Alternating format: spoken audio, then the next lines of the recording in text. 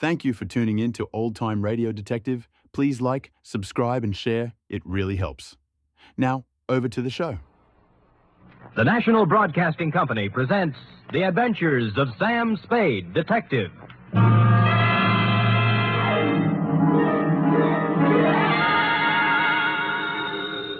Sam Spade Detective Agency. Me, sweetheart. How was your vacation, Sam? Who said it was a vacation? Well, I thought you said you were going skiing for a weekend. With me, F, it's always work.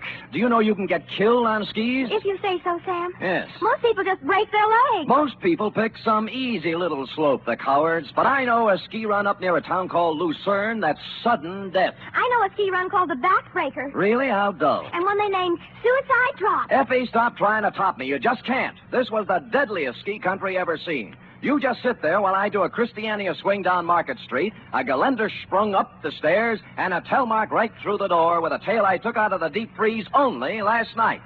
The Chateau McCloud Caper.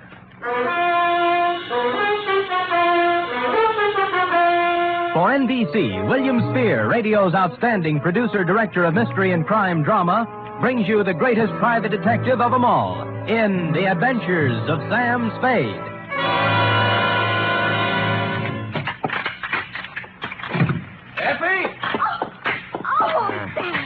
Take off those skis. I just wanted to prove I could do it. I did a herringbone up the stairs. And those clothes. I'll just bet you've rented all those things, Sam. You were never in the snow country at all. So, you don't believe me, huh? Well, here, Doubting Effie, I brought you proof. And don't tell me I rented this. A snowball. Yes. Sam! A real snowball. Yes, I brought back 2 of them in a thermos box. Where's the other one? I threw it at a policeman. It was freezy, soaked with water and ice. Oh, Sam, you're wonderful. I can't believe that you had trouble this weekend. Oh, no? You cut that snowball open and you'll find a blood-stained bullet inside of it. And behind the bullet lies a tail. Ready? I'm always ready, Sam. Yes. Date, Philip M2, Sierra County Sheriff's Office, Lucerne, California. From Samuel Spade, San Francisco, license number 137596. Subject, the Chateau McCloud Caper. Dear Sheriff, you run a neat little county up there at Sierra, and I hate to be snide, but when my train steamed into the cold mountain air of your lovely little village of Lucerne, I knew the chill of death was afoot. It had to be. The place was too beautiful to last. The background hills were right out of the Alps. The snow from Grandma Moses and the rustic buildings that snuggled under the mantle of white were just too cute for words. It was abnormally perfect. Something had to give. What? You were the only young man who got off the train. Are you from McCloud? Well, I'm supposed to find a Chateau McCloud. Oh, what do you know? I got the right man on the first try. Good. Rufus sent me down to pick you up. You could pick me up almost any time. Well, that took a little chill off today. Shall we go? Ooh, mush. Mush.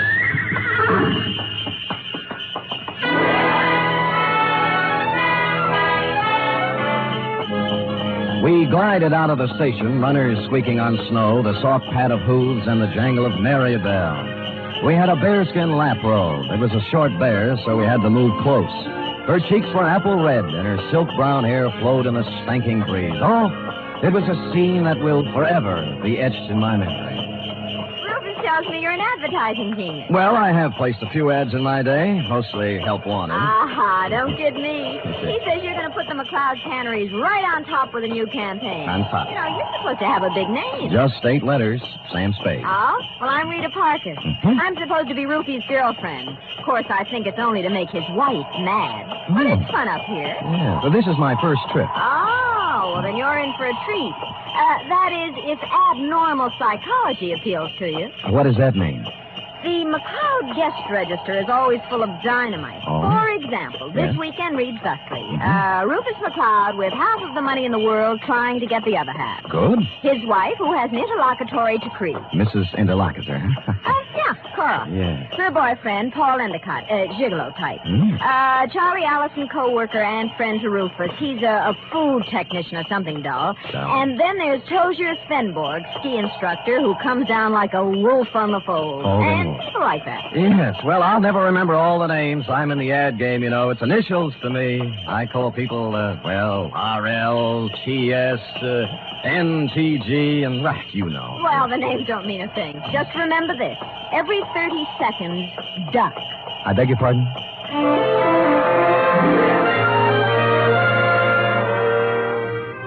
The McCloud estate was 8 miles out of town, and it seemed we were there in no time at all. Rita Parker hustled the Alpine buckboard and mare into a stable while I went up to the chateau to meet my employer, Rufus McCloud.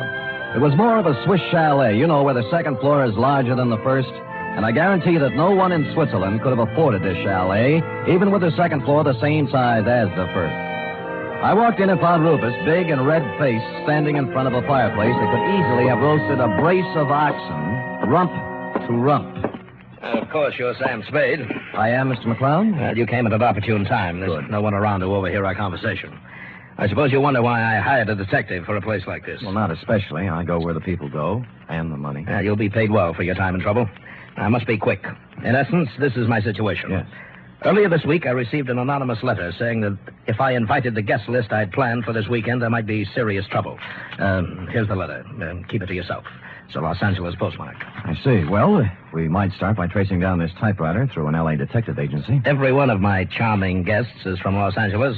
One of them wrote it, if you ask me. Very likely. I want to know who wrote it, if I can, but more than that, I wonder what serious trouble the writer is referring to. The girl you sent to pick me up said you had a very volatile group of people assembled. Perhaps they're high-strung individuals, but they're civilized.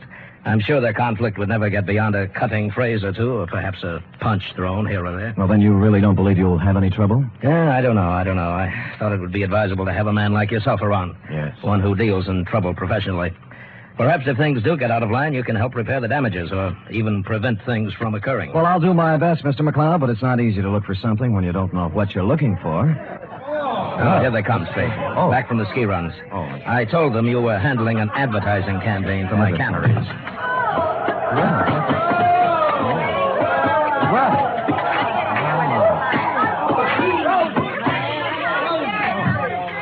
Well.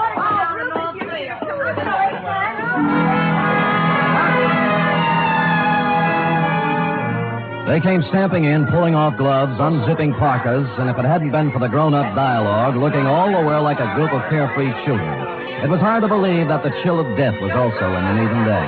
I couldn't keep my eyes off one of the particular members of the group, Mossberg ski boots, Chinese vermilion downhill pants, and a candy-striped parka, which she now pulled over her lovely head. The sweater she wore underneath was, I'm sure, designed for someone much smaller. A Dachshund, perhaps? Is this the advertising man you've been telling me about, Ruth? Oh, Mr. Samuel Spade, my half-wife, Cora. Well, how do you do? Glad you came, Sam. We can always use another sport in the crowd. Hey, everybody, shut up! Introducing the incomparable, fabulous Mr. Samuel Spade. Yeah. Sam. I'll give him to you fast, Sam. Me, Paul Endicott, Rita Parker, Charlie Allison, Tosia Svinborg. Charlie's the one who doesn't ski. I'll take snowshoes any day. I can't get anywhere in snowshoes. You've heard, perhaps, of the tortoise and the hare? Rufus, ring for some drinks. Tom and Jerry's, hot toddies, coffee, grog, something. We're having hot buttered rum. The stuff's warming in the kitchen. Well, get it up, get it up. Right away, Cora. And as for the rest of you, ready? A one, a what? two, a three. What? Oh, yeah. Old Maid, shout till the rafters ring. Stand and drink a toast once again. Let every loyal Maid man sing. Oh, do-de-do-de-do. They took up the song with a gusto, lifting imaginary drinks into the air, and it was all very jolly. For a party that was supposed to be fraught with danger, this one certainly started out in just the opposite direction. The drinks came, and things got even merrier. Lunch was served, and afterwards I slipped into some outdoor gear and strapped on some skis. Everybody scattered different directions. Rufus McCloud and I skied to a place 3 miles away called the Halfway Cabin. Between the chateau and the cabin was a small lake called Royal Lake, completely frozen over. Rufus stood in front of the cabin, firing a .30-30 at a target set up down in the woods to the east. What do you see through the glasses, Spade? 2 bullseyes and nothing outside of the 8-ring. That's great offhand shooting at this range and standing on skis. Well, I can do much better than that. Watch this. See that silver tip on that big Norwegian fur over there? Yeah? I'll cut it off. Hey, look out! What? Well, he came swooping out of nowhere, Spade. I swear he did. Well, I think you hit him. Who is it? It's Paul Endicott. No, he's up. Good. There's Cora with him. You told me nobody was supposed to be skiing in that area. Yeah, they're not. Well, here he comes, and he looks plenty mad. What do I care about him? He's just after Cora for the money I give her, that's all. You're going to kill me, you stupid fool. You weren't supposed to be skiing there, Endicott, and it was an accident. Well, that was no accident. All right. You keep Knock off out the of this. punches. You keep out, or I'll throw one at you. Oh, that I'd love. Paul, now stop it. And the rest of you, quit acting like children. Your boyfriend threw a sucker punch at me, Cora, and even if he is my guest, there's a limit to hospitality. I don't call one punch an even trade for a 30-30 bullet. You aren't hit, so don't start crying. Rufus, I have the feeling you wouldn't mind if he were hit. You wouldn't mind at all. Paul, I've just decided I don't like you without a mustache.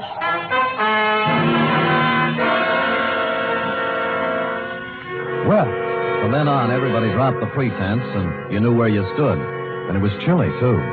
Later in the day, we were all back at the chateau again, and Paul Endicott wove his delicate variation on his main theme. I'll knock your block off. I tell you, Mr. Endicott, you have some delusions. I have no delusions, Tozier. I've seen the way you look at Cora, the way you two are always trying to lose me on the trails. Some people ski faster than others. Yeah, well, let me tell you something. The next time you try to wolf this girl, it's going to be your last. I'm nobody's wolf. I'm a ski instructor. That is what I was hired for. Well, stick to what you were hired for. Knock off the extracurricular activities. I don't have to take this kind of talk from you. Anything you'd like to do about it? As a matter of fact, there is. Fellas. Get it. Boys. Men. Stop Fellas. it. Yes. I'll never speak to either Fellas. one of you again. Sam. Yes, you want me to stop them, Mrs. McCloud? No, I want you to take me out of here. Oh, all right. Well, Let's put on our skis and get out of here. okay, here, I'll help you. Oh, thank you. Yes, that's it, gentlemen. Well, even so, I'll take a minute. Ready? Yes. There we are. Now, where are we heading, Mrs. McCloud? Oh, I thought we might go out to the boathouse. It's on the southern tip of Royal Lake. It's only a mile and a half. Nothing. And my name is Cora. I'm not really Mrs. McCloud anymore. That's kind of rough on you, isn't it, bringing your new boyfriend around all of your ex-husband's friends? Well, I like it up here. Rufus likes to have me. They're not all against Paul. At least they weren't. But he's on the defensive so much, he's going to make enemies of all of them. Yes, he's off to a rousing start, I'd say. You know something, Sam? I don't care about Paul Endicott, really. Or Rufus McCloud, or Tozier Spinborg, or anybody. I just care about Cora McCloud. Well, now, that's a good, honest answer. You know, most people wouldn't be that frank. But, Sam, Eh? I haven't known you long. Well, I like your style. Style? I could care about you.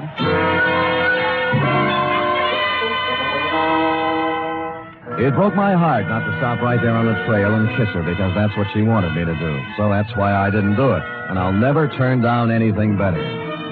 Well, next scene, the boathouse. And when we got there, it was not at all the way I thought. A food technician and close friend of Rufus McCloud was there, working on something that baffled me at first. It's a nice boat, Mr. Spade. That's what it is. Belongs to Rufus. Yeah, I don't think I've ever seen one up close before. I'd take you for a ride, but this one needs a lot of work before anybody could use it. I'm just puttering. What prompted you to come out here, Cora? Because Paul and Tozier Spinborg got in a fight over me, and I got tired of the whole thing. Sam and I went out for some air. Oh. Well, glad you did. I was getting a bit lonesome. You see, Sam, they always leave me in a cloud of snow on their skis, and I just plod along on snowshoes all by myself. Well, maybe we can go walking together sometime. I used to be able to shake a pretty good snowshoe. It's a deal. Tomorrow morning, I'll show you the place. Sam, I think I'll stick around here and help Charlie with the ice boat. Oh. Unless you're crazy about ice boats, why don't you go back to the chateau? We'll be there in time for dinner. Well, I don't need any engraved exvitation. I hope you catch a common cold. The trouble with that girl was that she only wanted one man at a time around her. Back at the chateau, there was no one but the cook, the Marjorie Main part. Too tall. As supper time approached, Rufus came in, then Rita, then Cora, then Allison, and finally Tozier, in that order. And the order is important, because you see, nowhere in the list is the name of Paul Endicott. He didn't come in for supper, nor for the next 3 hours. It was dark by then, and Rufus McCloud was worried about Endicott. So we fanned out in a searching party. I was alone when I found him. He was lying in the snow, 300 yards west of the halfway cabin. There was a 30-30 slug in him. Period. End of Paul Endicott.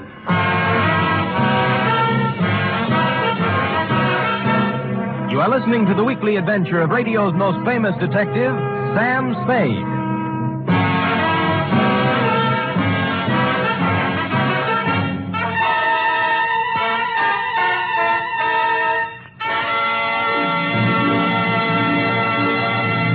This Sunday, Cary Grant and Betsy Drake star in the second of the new Mr. and Mrs. Blanding series over most of these NBC stations.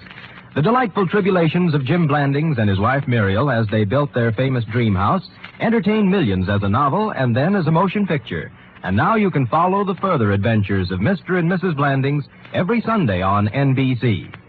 And Sunday also means your weekly visit with the hilarious Harrises on the Phil Harris Alice Faye Show.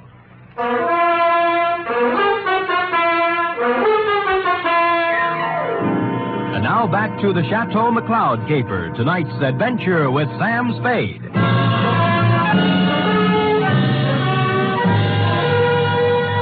There were no ski marks near the body of Paul Endicott, just his own. Somebody had drawn a bead on him in the dust from some distance. I started to look for the rest of the searching party and then changed my mind. If the body of Endicott wasn't found, the murderer might wonder what happened to it, get worried, and make a mistake. So I picked him up, carried him to a small cave I found, covered the entrance with snow, brushed over the ski marks, and went back to the chateau. One by one, they all showed up, discouraged. Oh, we can't here, Buck. We have to keep looking. I know how you feel, Cora, darling. It's too dark. We'll try tomorrow. Oh, don't worry about him. Paul can take care of himself. How can he take care of himself, Miss Parker, if he got lost? Who said he got lost? I am assuming. I think we're all assuming too much. I'm sure that it's nothing to worry about. If I know Paul, he'll show up tomorrow with some tall tale to tell. What do you think, Mr. Spade? What does an advertising executive know? Cora, your manners. A sponsor might be listening. Oh, I'm sorry, Sam. I'm upset. Okay. Frankly, I don't know what to think. But if I were a detective, I'd hazard a guess that Paul met with foul play. Oh, nonsense, Spade, nonsense. Come on, everybody, let's have a drink and have some fun. Paul will be back, and even if he isn't, who really cares? Scotch for me. And I guess nobody cared. Rufus was a little more jolly than usual, and the drinks began to dispel the gloom. It was as if Paul Endicott never had existed. It began to get late, and the bizarre wake broke up. Everybody went to bed, including me. I lay there fully dressed, looking up at the beamed ceiling for an hour. About then, my doorknob turned, and the door slid open and shut. Someone moved quietly to my bed as I was sliding my .38 out of its holster. Sam, me, Rita. Oh. Are you awake? Yeah, I wasn't even under the covers. Mind if I sit down here? Not a bit. Sam, Sam, I'm scared. I wish I could leave here. Oh, what's the matter? Paul's dead. I know he is. He didn't mean anything to me one way or the other, but I know he's dead. Anything to back up your feeling? I guess not. It's just something I'm sure of. Why'd you come to me? Because you're really a detective, and I know it. Oh, me? Oh, now, you handled a case for my father once. You just don't remember me. All right, I'm a detective. Rufus hired me because he expected trouble. Sam, I'll tell you something about Paul. Yeah? Cora didn't really like him. They were always fighting. She only cares about herself, so she said. Tell me, what kind of a car does Paul drive? It's a yellow convertible, but it's still in the garage. I checked. Any other cars missing? No, they're all there. Oh, and I found out something else. What? Before supper, there was a gun missing from Rufus's gun rack. It's back now. Mm-hmm. Anything else? That's all I know, Sam, except that Paul's dead. I know it. I wish I'd never come up here.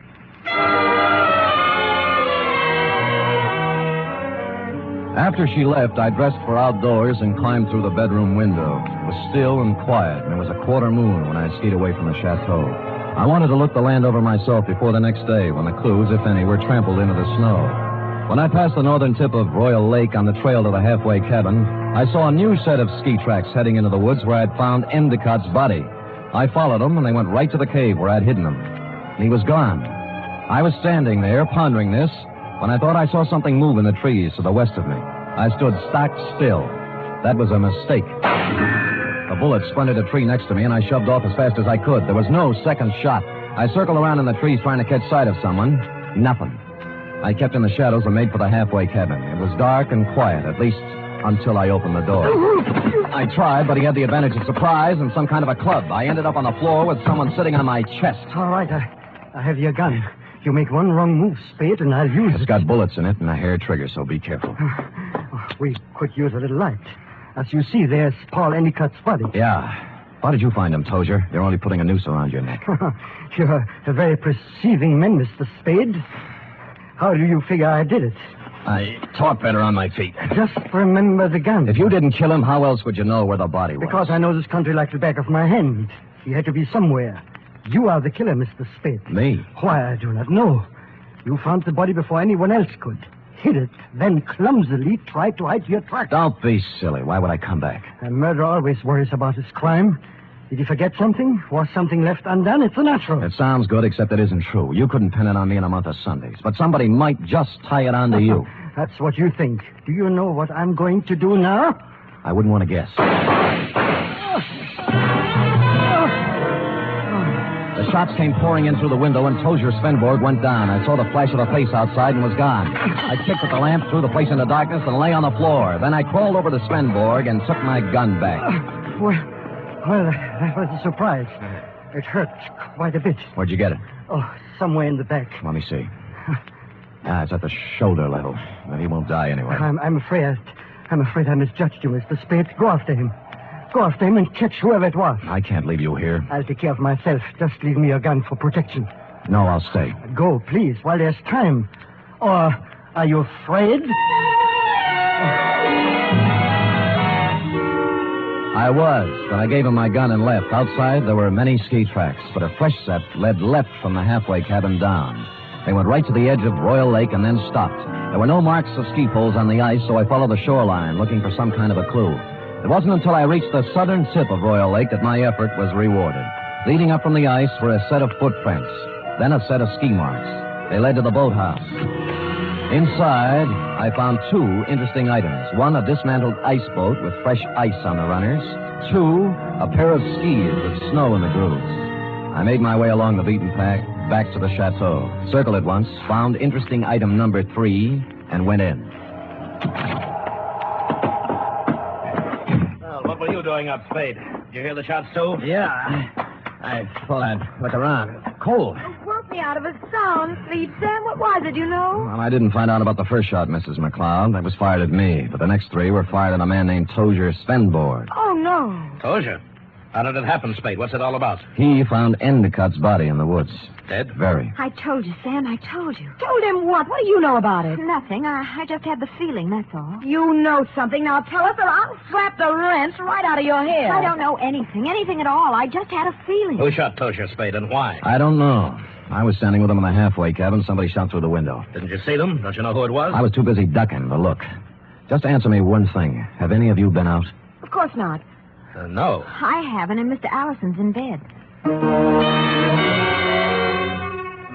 Of course, they all lied. McCloud's shirt was stained with sweat. He'd been moving fast somewhere. The ski pants sticking out from under Cora's robe were wet, and Rita Parker was now dressed when she wasn't before.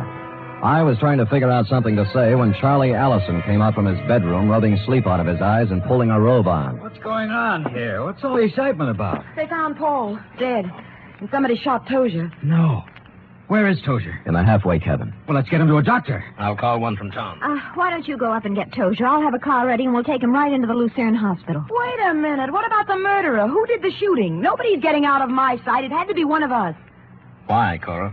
Oh, it wasn't just anybody. We're the only ones left walking. Why don't you ask Sam? He's the detective. Detective? Yes, I hired him because somebody sent me an anonymous letter saying there'd be trouble. You knew there was going to be trouble, Rufus. Somebody else knew. Then why did you let people come up here? So what's the big Why did you do? Wait a minute. Spade, what did you find out? Well, if you'll all wait here a minute, I'll tell you. When I circled the chateau before I came in, I'd seen footprints leading to a window, not mine. That meant somebody else used the back way in and out, too. I wanted to find out whose window it was, and of course, while I was looking, I remember the apparently dismantled ice boat and the fact that a set of skis were in the boathouse. It took me about a minute to find the right room, but somebody knew it. All right, Spade, stand where you are. Allison, you might be a great food technician, but you're a lousy killer. Yeah, well, at least he didn't get her. Neither will you. I've got him, Spade. All right, come on, stand up. Come on. You sap. Cora, huh? You think you could get her by killing somebody? Shut up, leave me alone. I'm sorry for you. Sorry for anyone that ever knew her. I'm sorry for myself. She loves me, you fool. She... What's the matter? I was sound asleep. We found our killer, Mrs. McCloud. Charlie? Yes, baby, Oh, Rufus, it's been a long day. I need a drink.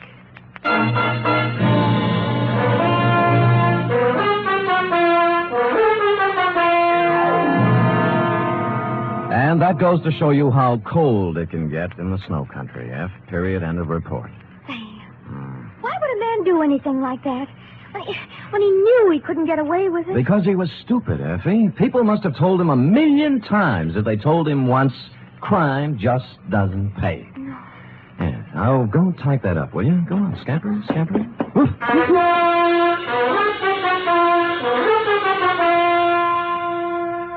3 chimes mean good times on NBC. Here's news of 2 important musical events. This Saturday, Arturo Toscanini begins a new Saturday series of concerts with the NBC Symphony. And for his premiere, the celebrated maestro Toscanini will present a special hour-and-a-half performance of Verdi's Requiem. And beginning next Monday, you can hear the first in a new series by the Boston Pops Orchestra.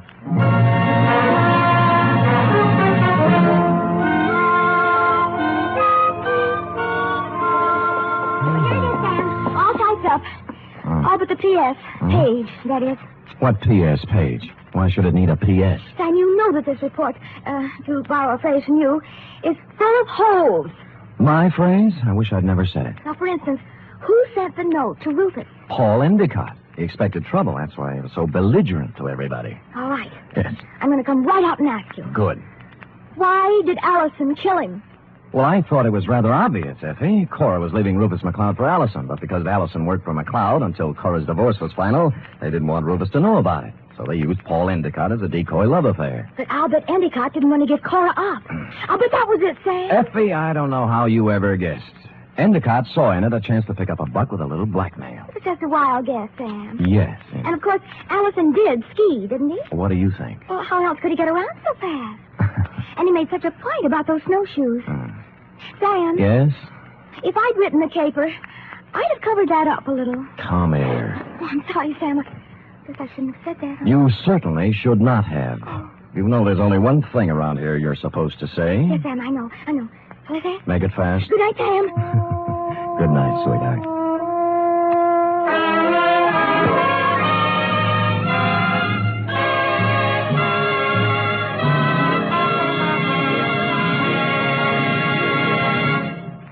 The Adventures of Sam Spade are produced, edited, and directed by William Spear. Sam Spade was played by Stephen Dunne. Lorene Tuttle is Effie.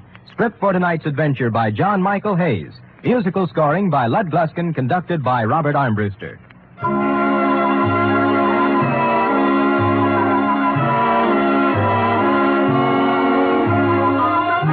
Join us again next week, same time, for another adventure with Sam Spade.